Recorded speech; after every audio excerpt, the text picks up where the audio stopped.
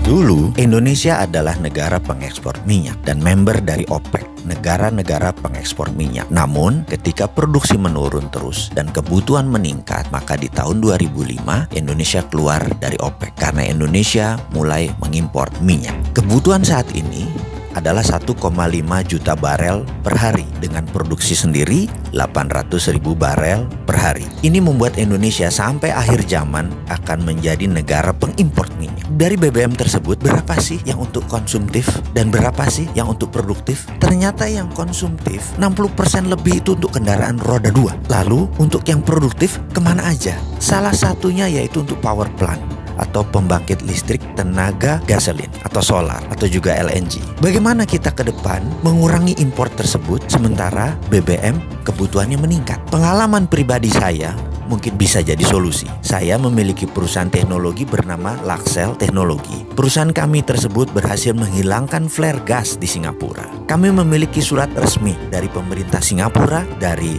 Shell, dan dari Mobil Oil atas suksesnya menghilangkan 5 flare gas dan menjadi zero flaring. Dengan teknologi ini, bagaimana kalau kita membuat dua hal dengan satu tenaga? Kita menjadi negara pertama di dunia yang berhasil menghilangkan gas suar bakar atau flare gas, dan kedua adalah kita menjadi negara yang mendukung lingkungan hidup, yaitu fight global warming. Kita tahu bahwa saat ini ada lebih dari 700 mm SCFD. Flare gas dibakar setiap harinya di 8 provinsi di Indonesia. Terbesar di wilayah Sumatera dan di Blok Cepu. Sekali lagi, flare tersebut dibuang percuma. Kalau dinilai dengan uang, maka nilai 700 mm SCFD itu adalah 5 triliun rupiah per tahun yang kita buang. Kedepan mengapa kita tidak memanfaatkan sampah ini? Flare gas tadi jugalah yang membuat Indonesia dalam statistik global warming lingkungan hidup dunia memberikan kontribusi penyebab panas bumi lebih dari 5%. Saya jamin dalam 5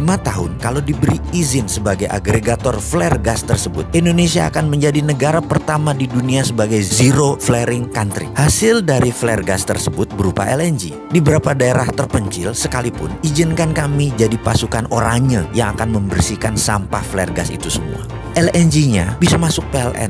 Energinya PLN kan masih kurang. LNG tersebut bisa PLN beli dengan harga murah dan distribusikan ke pembangkit listrik tenaga gas atau pembangkit listrik berbasis gasolin, biasanya juga dual combustion, bisa pakai gas, bisa pakai BBM. Ditambah lagi ada 18 power plant di Indonesia Timur yang pakai BBM yang bisa diganti gas. Untuk ini ada kelebihan yang lainnya. Pada saat regas gas LNG tadi ada dingin terbuang kira-kira minus 170 derajat Celcius yang bisa kita tangkap untuk dibuat cold storage untuk ikan. Cold storage tadi untuk meningkatkan hasil nelayan di mana energinya gratis. Tentunya cold storage tadi disiapkan oleh pemerintah. Hal itu semua akan mengurangi import gas 5 triliun per tahun. Juga PLN mendapatkan LNG. Apa syaratnya untuk itu semua? Cuma 2, yaitu PLN menerbitkan GSA, Gas Sales Agreement, dan negara kasih izin flare gas agregator. Semoga ide ini bermanfaat.